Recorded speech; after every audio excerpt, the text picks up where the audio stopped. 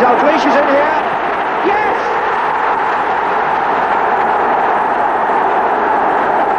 Colby. Oh, look at the space here now for Whelan. Dalglish is making a run for him. One player's gone tumbling. And it's played across for Rush. That's another one. And that will make it safe for Liverpool. And that will mean, without any doubt at all now, that the league and cup double will be theirs. He is one of the best and the finest players I ever saw, and one of the best in the history of football. And I like him very much as a player and as a person, because he has a very, very good character, and it's always nice to be with him. There's Kenny Dalglish making the angle for the shot. Dalglish makes it 3-1 and equals the Scottish scoring record.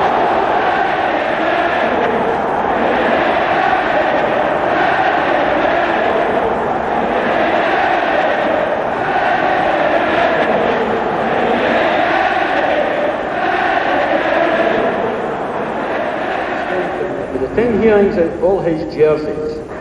March 1986, and the city of Glasgow recognises the character and talents of Kenny Dalglish.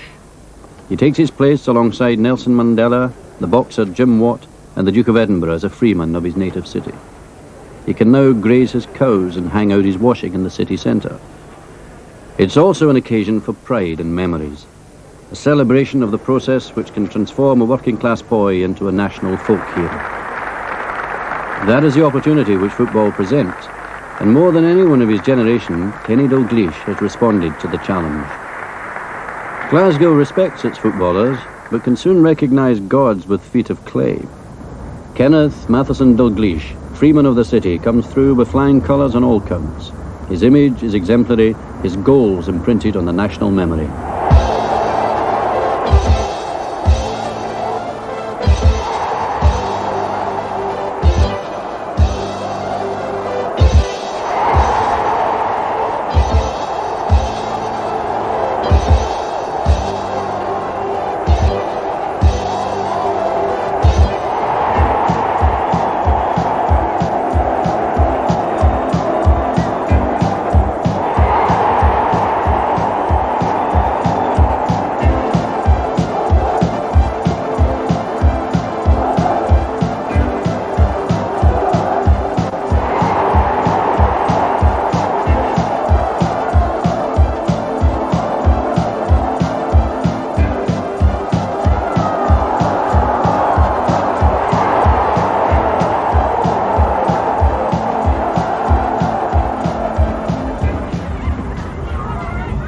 The game of football has long been a mainstay of Glasgow street culture.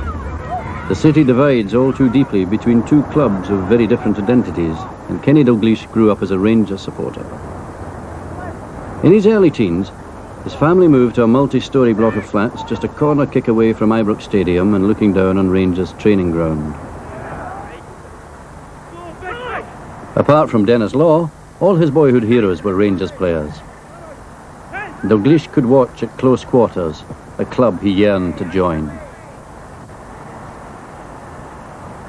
He became an apprentice joiner, having been advised to forget football and to concentrate on a trade, but he hoped that Rangers would notice his already outstanding football skills. At the age of 16, he wanted to play for no one else. But in one of football's great ironies, adulation from the balcony wasn't reciprocated. It was a disappointment for Kenny's family and friends that he didn't find his way into the hallowed halls of Ibrox. But his talents had been observed from another corner of the city, and soon the unthinkable happened for a lad who had been dyed in the blue wool of Rangers. In 1967, the year Celtic became the first British side to win the European Cup, Jock Stein took the young Kenny to Celtic Park. For the next 10 years, he wore the green and white with a distinction that kept Celtic's magic alive through the rebuilding period of the 70s. But the most difficult task he faced in signing for Celtic was to break the news to his father. Although he was a Rangers supporter, he wasn't bigoted. And then if you see it before him, and when Celtic came up, obviously at the time, Celtic had just won the European Cup. They were going great, and he said, well, if you want to learn football, that's the best place to go. When I came at first, Jock Stein introduced us to Sir Robert Kelly, who was then the chairman, and all he said to me, he said, if your ambition is to go out and play in a green and white jersey, you'll do for us. And from then on, it was really just a matter of success. Robin, Dalglish to Dean's lovely ball. Back towards Dalglish, a great move and a great goal. A beautiful move, and what a goal by Kenny Dalglish. Dixie Dean's a great one too. Dalglish.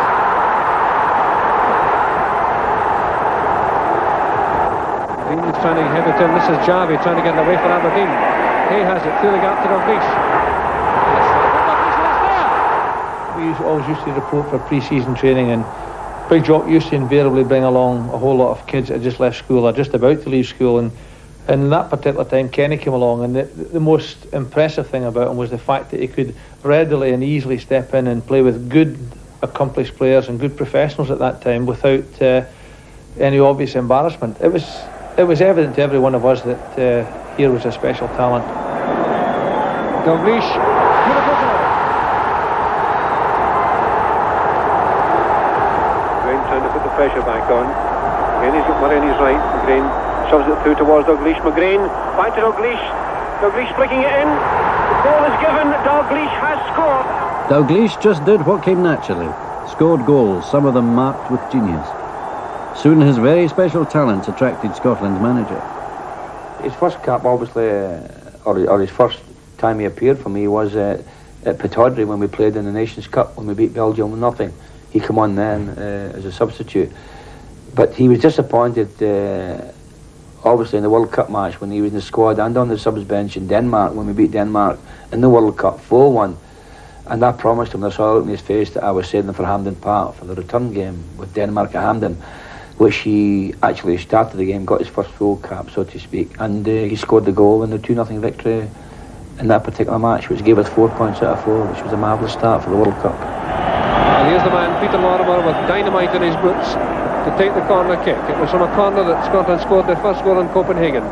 Over it comes, it's a good one away to the far side, punched out but not cleared. Still dangerous out in front of the chance. Kenny Dalglish scores a marvellous goal.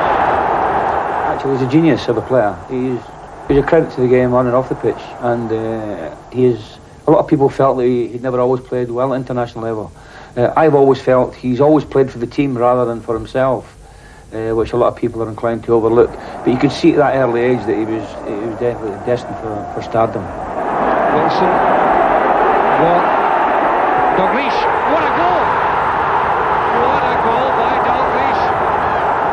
Celtic won the league and cup double in 1977. But after a decade of all the honours that the Scottish game could offer, Kenny's eyes were turning in a traditional direction. The challenge of English League football was beckoning.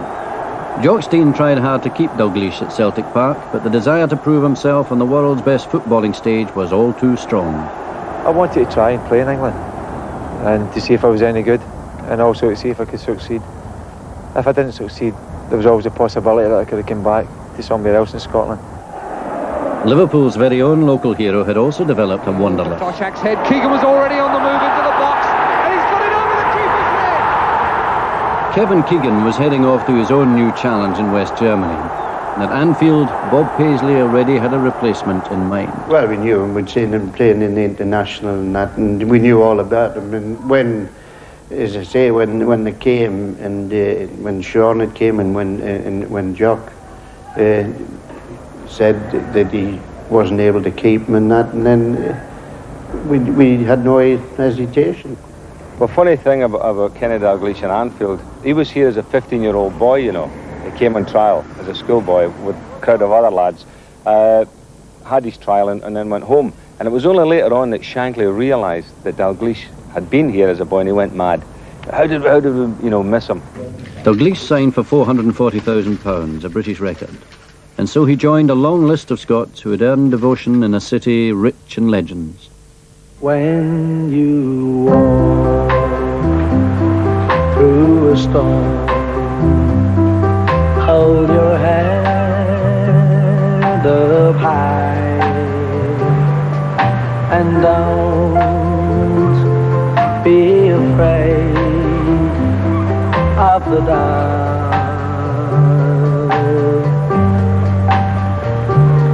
At the end of a storm, there's a golden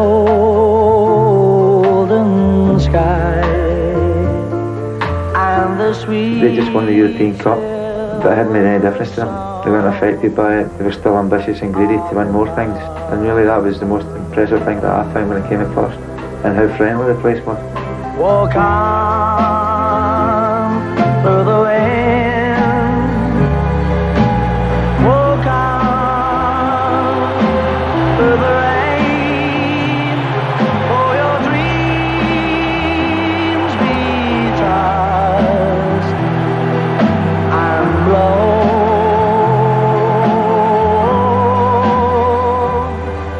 I don't think anybody thought I was a replacement for Kevin Keegan, and as much as they didn't think I was a carbon copy of Kevin Keegan. I came here with the trainer thought that I was going to try my best and just hope that it'd be good enough. I think he chose the right moment to come to England. He had given Celtic a whole lot of service, and a whole lot of good service, and he left as a good experienced international player. So when he came down here, there was no doubt that he could cope with whatever pressures were on him. And obviously coming down for such a high transfer fee in those days, although if you analyse it, it was really for peanuts. I think he was able to cope with all the pressures and all the demands of the media down here.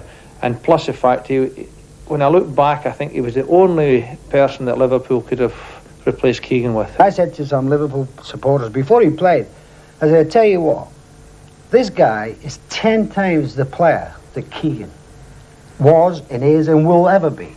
And of course his first league game was against Middlesbrough, up in Middlesbrough, which, you know, it's not the best of places. It's very cold even in the summer. And Kenny came on the pitch, of course everybody's eyes is on him. And then he scored after 6 minutes. And staring at Peter Jones and said, well, you know, that's got to be the first of many. And Liverpool fans will, you know, if Kenny Dalglish and the rest of the team go on, they'll win everything. Of course, which they did. Little Kevin was a buzzy, race-around little player, always looking to get on the end of knockdowns from Big Toshak, who was playing at the time. Wholehearted little player. But I always felt I'm like a player who got better as you got older because he was a manufactured player, if you like, one that had to work very hard. But Dalglish had the football brain, you know, the thing that Shanks always talked about, a bit of craft and a bit of cunning. You know, the old Scottish inside-forward stuff. He had that. Now, you can't give that to people. They've got it, it's an inherent talent. And he had that talent. And the fans at the club here love that because they like to see somebody that's a little bit different, you know, that can turn and do a little reverse passes, you know, get defenders all over the place. And immediately they saw Dalglish playing here, everybody took to him. They're a different type, and I would have taken him even had Kevin been here, so it was a bonus that we did get him when we did, but I would certainly have taken him. And look how lucky I would have been then, I might have won something then. Dalglish, splendidly executed. This hit, but it's found Dalglish and he turns and scores. Put in by Highway. And the chest down by Perriman dropped nicely for Dalglish, and now Kennedy. And as soon as Kenny turned on it, pulled it back for Case. Dalglish! There's Highway with the corner. And surely, well, eventually Dalglish has got it. Case. And Dalglish is in the clear.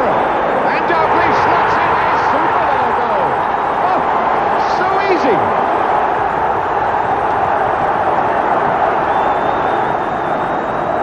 Dalglish is back heel, and that's got Neil in. And Neil will score. What a glorious goal that was. Hansen is up there. This is McDermott, and he's onside. And Hansen scores. Oh, what a lovely goal by McDermott. Johnston. And now Rush. And Johnston. Whelan.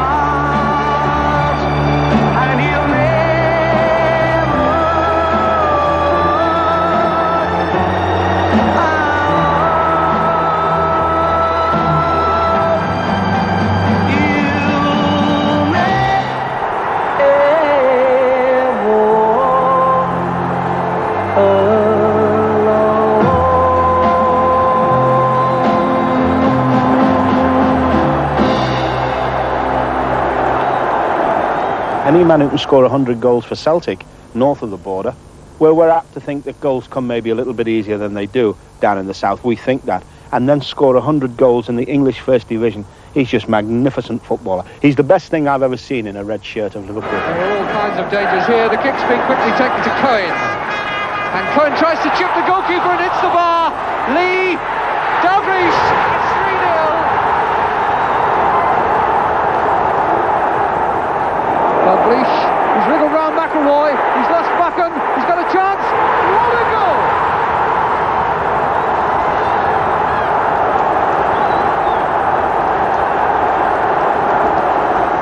There was one new Liverpool colleague for whom the name Kenny Dalglish brought back embarrassing memories. Waves them on with the advantage, and a marvellous save by Clements from Macari. 1976, and Ray Clements was about to experience the ultimate in goalkeeping indignity. Jordan getting it across. Dalglish. There's the goal! As Gordon Banks will be remembered for that magnificent save from Pelé in the 70 World Cup, I will obviously be remembered when I finish for the Kenny Dalglish goal at Hampden Park. My memories of that are obviously that there appeared to be no apparent danger and the ball was played in to the England penalty area around the penalty spot, and it came to Kenny, and he obviously tried the first time shot but mishit it completely, and it was straight at me. It was the sort of shots that I faced from sort of 15-year-olds when I was at school, so easy to save.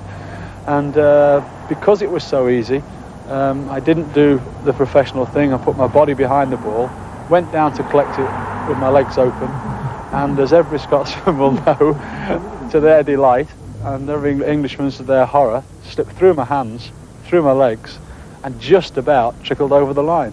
And of course, if that wasn't bad enough, we actually lost the game 2-1 thanks to my mistake. I never hit it too well, but I aimed for Clem's weakness. No, it was just luck really. He was unlucky, went through his legs and just crawled over the line. We've had one or two laughs about it in the early days, and I mean, he's always got that against me. If ever we get into a situation where we're taking the mickey out of each other, at the end of the day he could always throw that in at me and I'm finished. I've got no answer to it. And here's Dalglish. Over his head nicely. Liverpool probing forward again, and Dalglish has made space for himself. And tried to curl it, and does!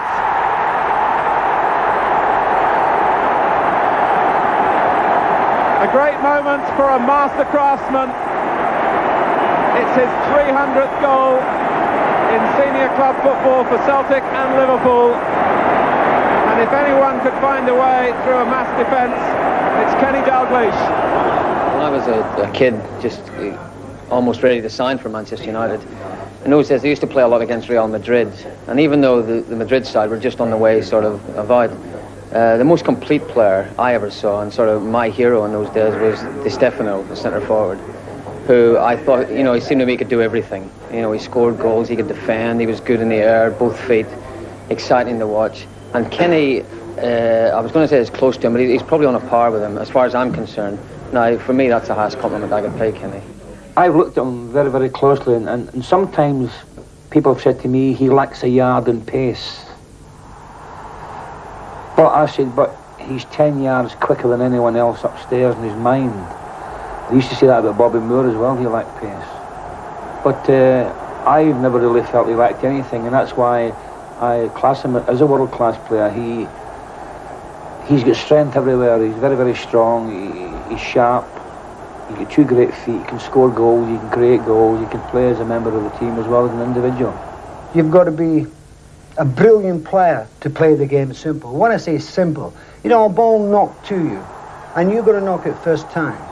In your mind, you've already sussed out where everybody is in the park, and you think, if the ball's going to come to me, I'm going to flick it there and go for the return. So his brain used to be working all the time. Dalglish, good turn away from home that time. Souness. Well, it's some shot to beat the England goalkeeper from that range. Johnston with a dummy from Dalglish for Lawrenson. Superb!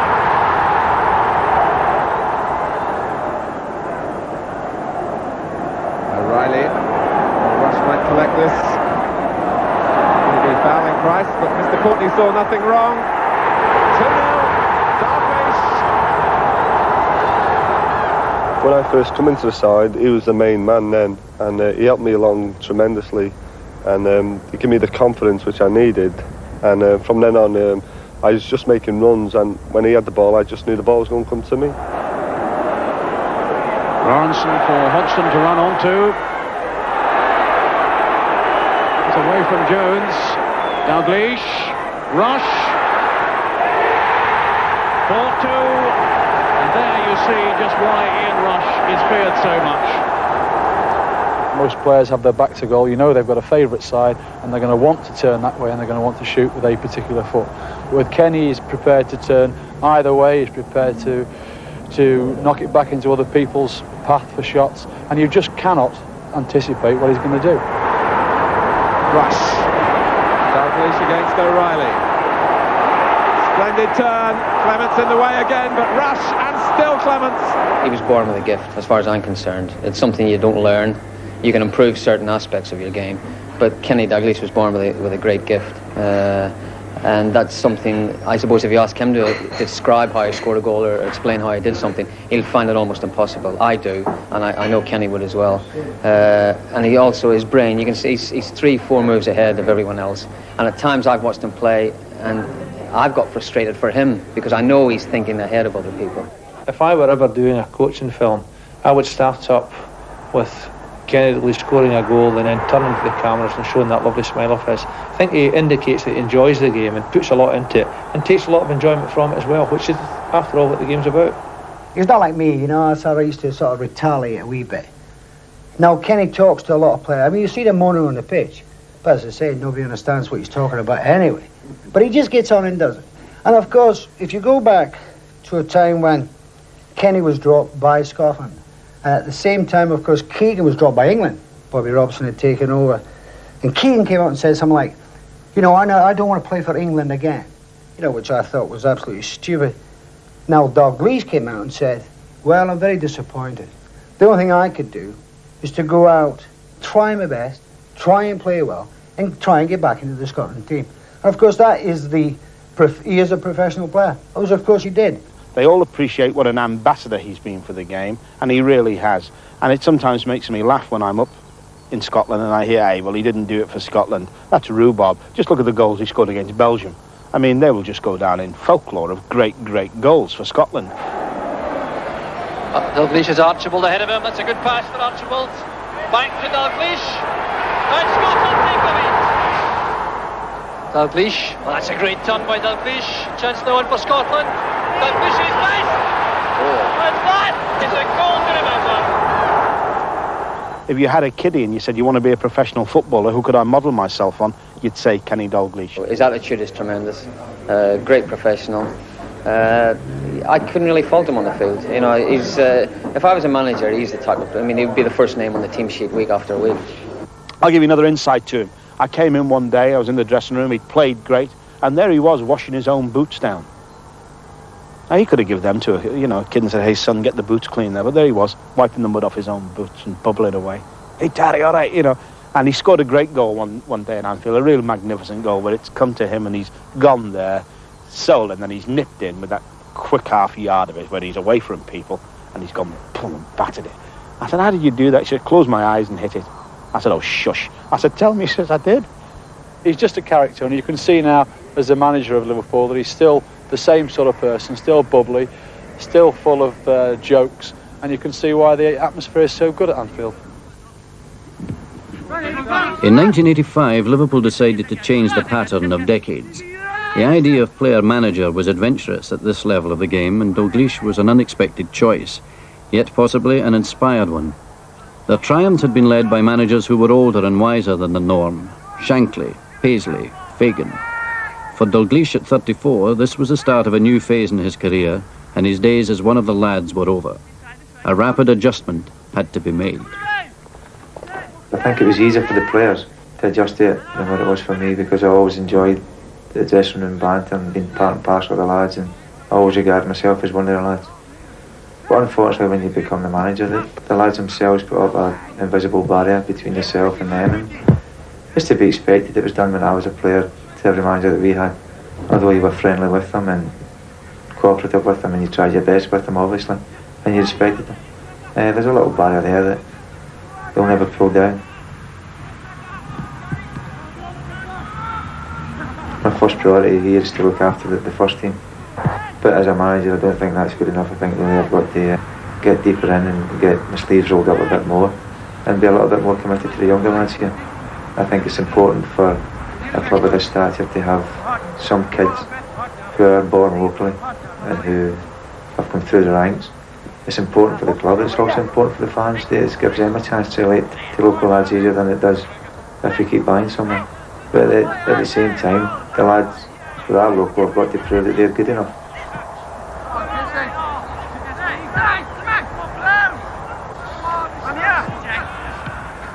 Kenny's Kenny. He's got his own thoughts about the game, and I'm in the sidelines if he wants to talk about anything, but there's no way that you would let him. He's running it and picking the teams and that, and if there's anything that might be lying as an obstacle in front of him, you might give him a bit of a warning for it and that, but he's certainly he's his own man. I think he'll do exceptionally well as a manager. See, he's got this thing again, which I don't know if Steam was like it to begin with, but, he's got... People are a wee bit frightened of him. He's got that... I'm not saying he's got that mystique yet. Maybe that will come, but at the moment, he growls at people and he makes people jump. And that with his knowledge, and that the fact that he was such a great player. Who can argue with him? You got to respect that. But today the business is serious. This is match day, and the opponents, Manchester United. Match day tension mounts at Anfield. Games with Manchester United are always a little special, and there's a lot at stake in this one. But 12 miles away in Southport, it's just another day for a man who's seen it all before.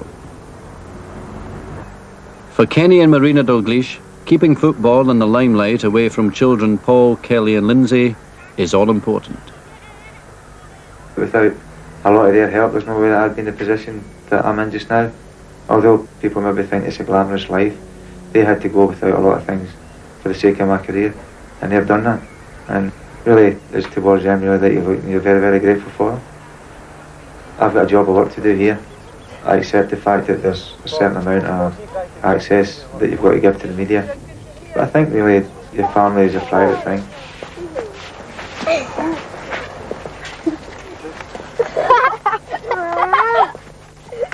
Where's your rolling?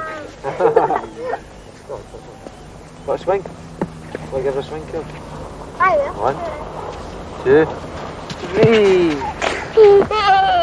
But they're getting a little bit older now. In fairness to themselves, it's enough for them to be a daughter or a son of a famous footballer. I think it's right that they've got to lead their own lives now, and they've got to go on and be accepted for who they are, not for who their father is.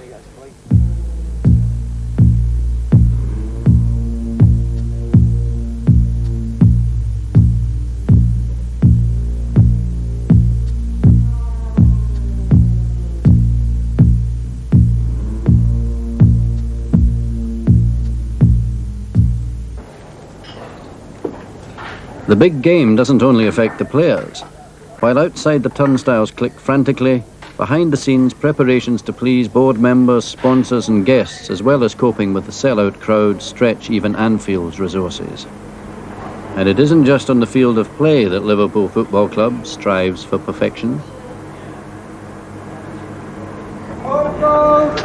The fans roll up for an afternoon of entertainment, excitement and tribalism, the blend at which football excels. But in the 1980s, the strengths which attract the masses are obliged to coexist with lunacy.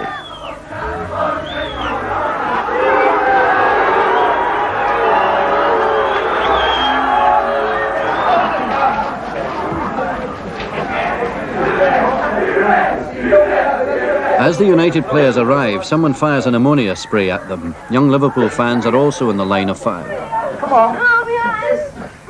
It's the kind of nightmare incident which Liverpool, more than most, could do without. down there. The visitors' dressing room becomes a first aid station, and United's Brian Robson stays on to assist the injured.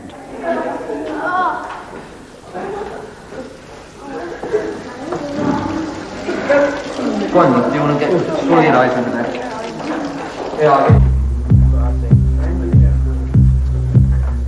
Back to the real business of the afternoon, manager Dalglish has left himself out of the team, and the fans will not appreciate this act of self-sacrifice. Liverpool, says the conventional wisdom, are never quite the same when he's not in the park. Dalglish feels that a team being built for the future must learn to operate without him. This afternoon, his managerial priority after that unwelcome diversion is to keep things calm and light-hearted. That cap scarf or the badge, lads. Your souvenir club colours. He's taken on a job that whoever took it would have found it difficult, but he's coped with it very, very well. I think he's had to make a decision whether he was going to play or whether he was going to manage. And I think he's opted, maybe sensibly and quietly, to opt out of playing too much. I think that's been a good point, because I think player-manager's job is almost impossible. Obviously he's in a difficult situation, particularly at Liverpool, where they have so many top-class players. But I'm sure Kenny, when we all get to that stage where the heart wants to do it, but the legs don't, even if it's, and for someone as great as Kenny, even that few inches where you don't quite get there, you can't quite make it, is a big difference for a great player. I believe he should keep playing until his legs give out, because you'll find that his playing days are his best days. And once you stop playing, that's when the worries start. Because as a player, I mean, you've only to worry about yourself, really. And you can have a great game and the team lose, and everybody still pats you on the back.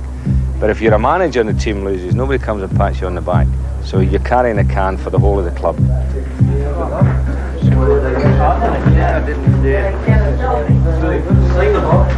Who said the manager who slings the ball twice? No. Hey? No. Maybe not a minor one. Hey, I've just checked him. Go.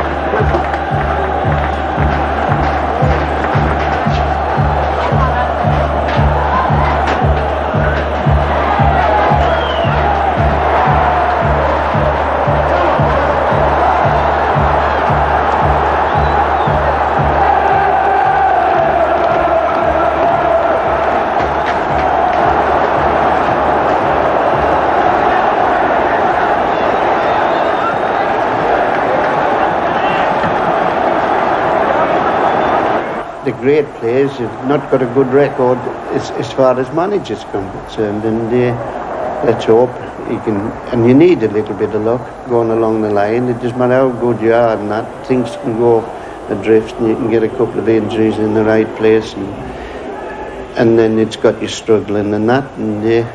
But he's certainly got the knowledge to, persevere with the player. And when I say persevere with players, not I think.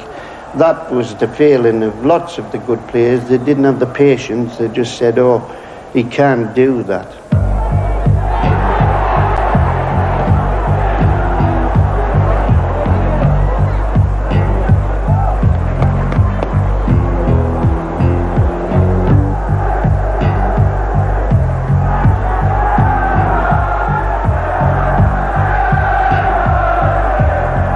You can only try your best.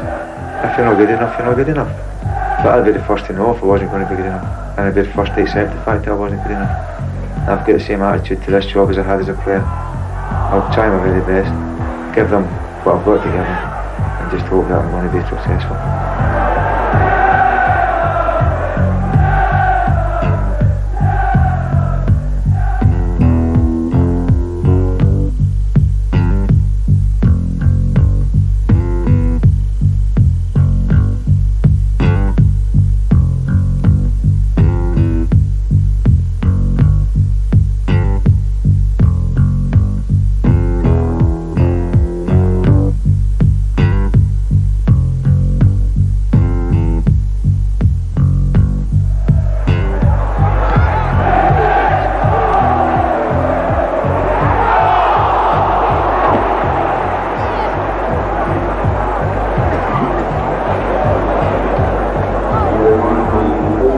For a spell, Manchester United push forward and their pressure is rewarded with a goal.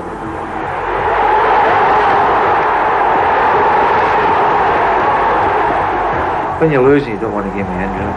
You want to keep going and hoping that you're going to get a goal, maybe to equalise or 2 goals to get in front. People say that sometimes being a manager, your future is dependent on other people's mistakes or other people's brilliance. And as a player, I've always been like that anyway, because there's no one player who could go through and be successful himself. He needs the help of his teammates, and I've always had tremendous help throughout my career. As a manager, I'm just looking for the same help that you had from players in the past.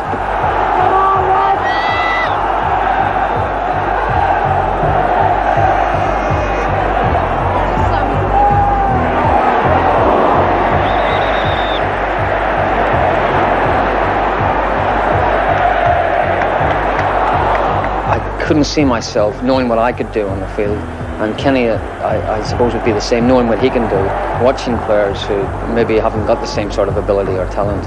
Very, very frustrating. But to sit there and see people make mistakes has got to drive him nuts. I know it drives me nuts just as a spectator, so that's another problem he's got to overcome.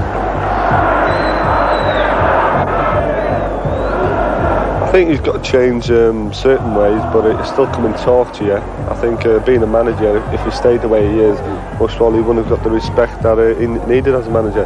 But now he's a manager, he has changed a few ways, but he's still his old self. He's still come training and he still talks to you. He's got the right mixture of being the manager and the player.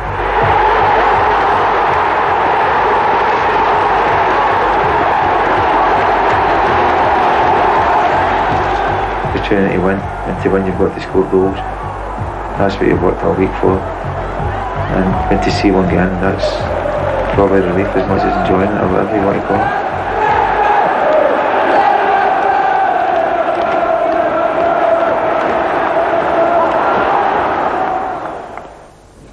it. Some aspects of the job don't come naturally to Kenny Dalglish. Perhaps it comes from the Scottish background, where footballers tend to be seen and not heard. Interviewing Kenny, the press has long since concluded, can be a bit like drawing teeth, but he fulfills his responsibilities and they make the best of it. What Kenny has got to come to terms with is that criticism, he didn't have much criticism as a player, but as a manager you get criticism, and you get it from various quarters, and it's something that nobody likes, and it's very difficult to accept it, but it's something that as a young manager he has got to understand, come to terms with. I think a lad's attitude and come out of it was tremendous, really. Laurel's playing out of position, and he's as good a game as anybody on the pitch. The talk is football, but everyone here knows that the story of the day must be the pre-match incident. Dalglish does his best to talk only of the game, but next day the papers will say different. Happy with the performance, we couldn't have asked for any more from any of the lads. He's a nightmare for the press. I think Kenny, if you don't know him, can be a very awkward guy. But I mean, he's a very private person. I mean, he's only got time for his family and people that he really knows. Ideally, he'd like to play the game of football and get into his car and go straight home and not have to talk to anybody afterwards. You've got to get to know him. Kenny Dalglish took over as manager in the wake of Liverpool's darkest hour. The Heysel Stadium slaughter of the innocents before last year's European Cup final added a miserable new dimension to the club's affairs that it ill-deserved. A reputation for good-natured zeal in the cause of football was suddenly replaced with the stigma of violence and death. Now Dalglish was to play a major part in the rebuilding of image while deprived of a European stage for his team to perform on.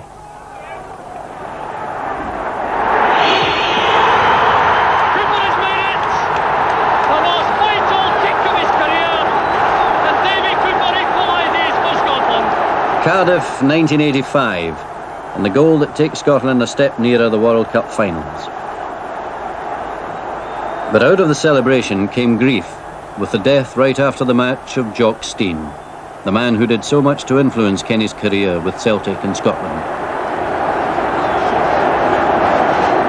I was injured for the game, and I didn't fancy going to watch the game. It would have been worse watching it than not being there at all if we weren't playing. And I went to watch another game at Ipswich that night, and I heard the result on the radio, but I also heard that Jock Stein had collapsed, And obviously we were hoping that everything would be alright. But when I phoned home, my wife had told me that he died. And really put in perspective football, there's no game that important that causes somebody's life really. But I think it was nice and it was fitting, and I think Alec would agree as well that it was great for Jockstein that the work he'd done for this World Cup had been seen through by the fact that lads beat Australia to qualify.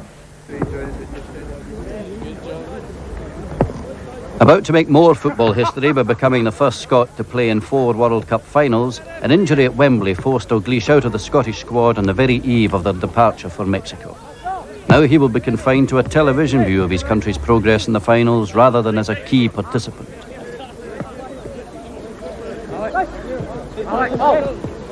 All 3 World Cups Scotland have been criticised really for not going further. But I think maybe we tend to forget the size of the nation we are. We're relatively small compared to a lot of other countries that are more successful than us. And I think when Scotland qualify for World Cup finals, I think that in itself is an achievement.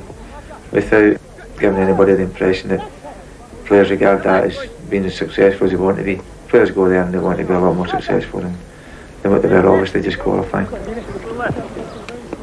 Recent games for Scotland provided Dalglish with a chance to team up once again with Graham Souness, home from Italy and now player-manager of Glasgow Rangers, Kenny's boyhood heroes.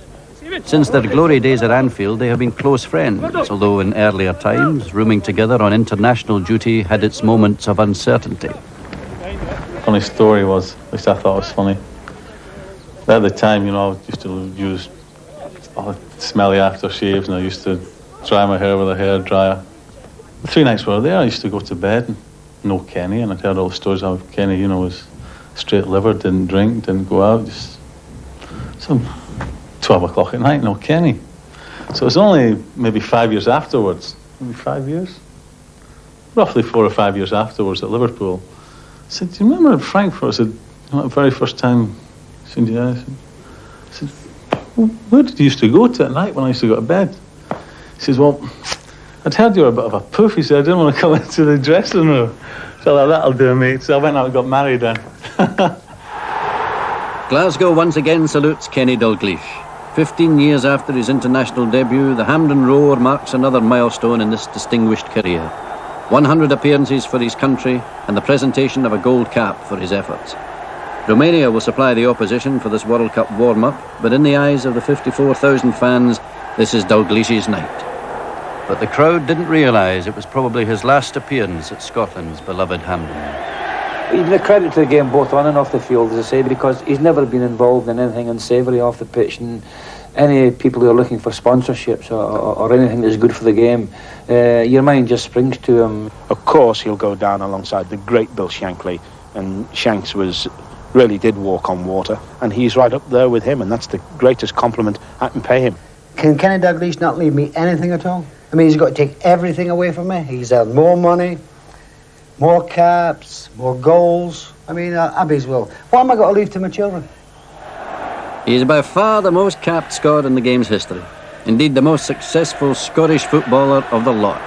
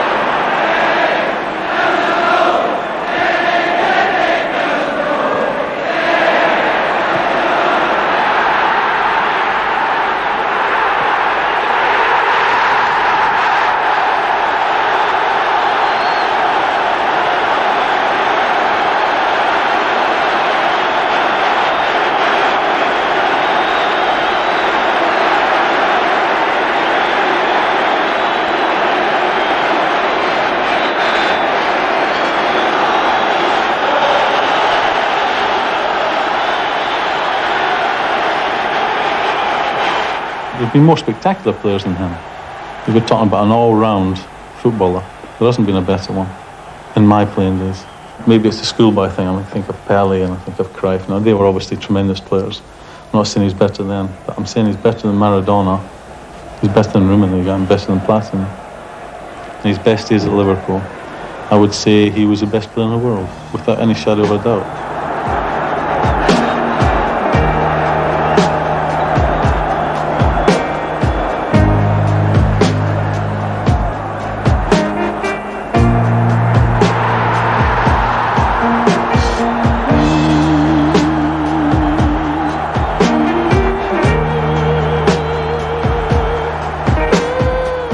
This year, Kenny Dalglish won the only medal that had eluded him in 18 years of professional football when he guided Liverpool to victory in the FA Cup final at Wembley. Yet another chapter in a remarkable story had been written about a man whose achievements and talents are known throughout the world.